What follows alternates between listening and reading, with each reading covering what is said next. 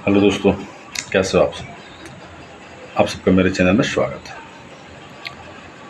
दोस्तों, मैं आज जिस विषय पर बात करना चाहूँगा वो है दिव्यांगता। वैसे तो यह विषय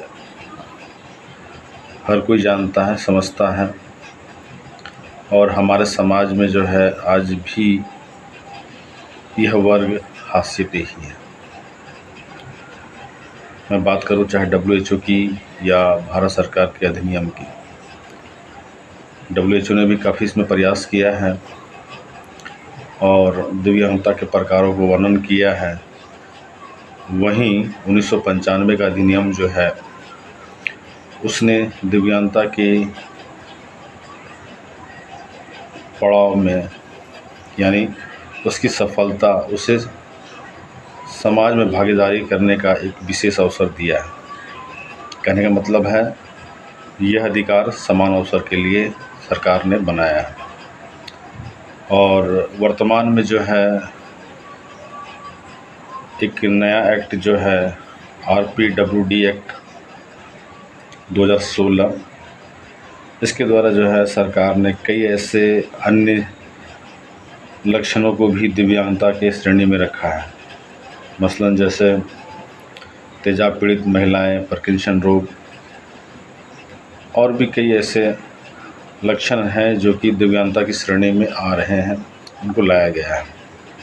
यानी और भी लोगों को जो है इसका लाभ मिले, इसके लिए सरकार ने प्रयास किया है।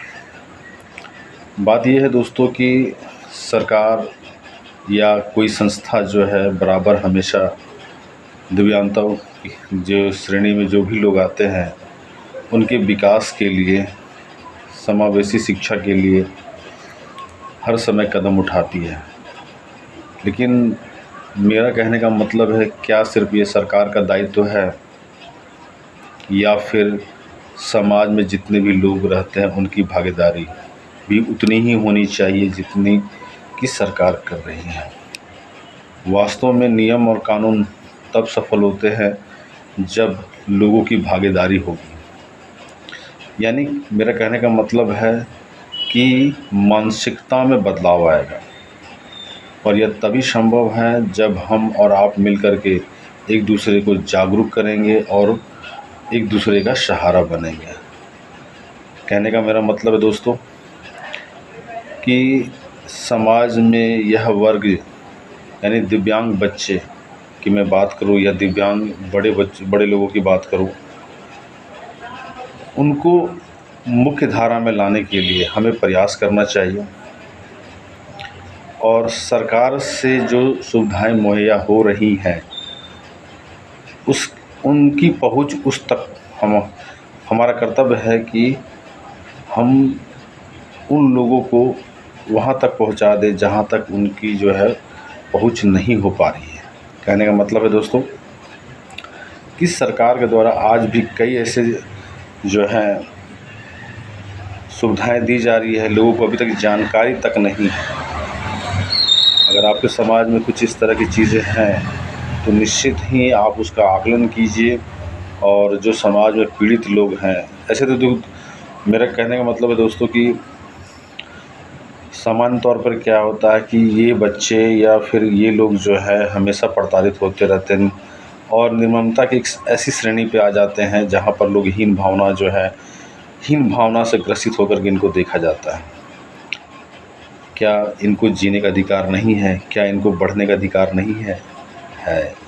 इसलिए दोस्तों सोच को तो बदलना ही पड़ेगा।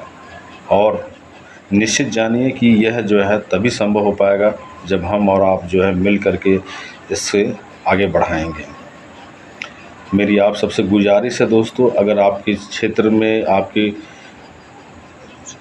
प्रखंड में या कहीं भी अगर आपको इस तरह का बच्चा दिखाई देता है तो निश्चित ही आपको सहयोग करना चाहिए।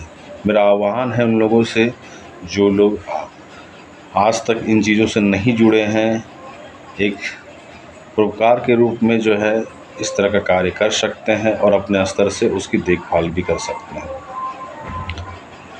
चलिए दोस्तों, मिलते हैं ब्रेक के बाद, तब तक के लिए धन्यवाद।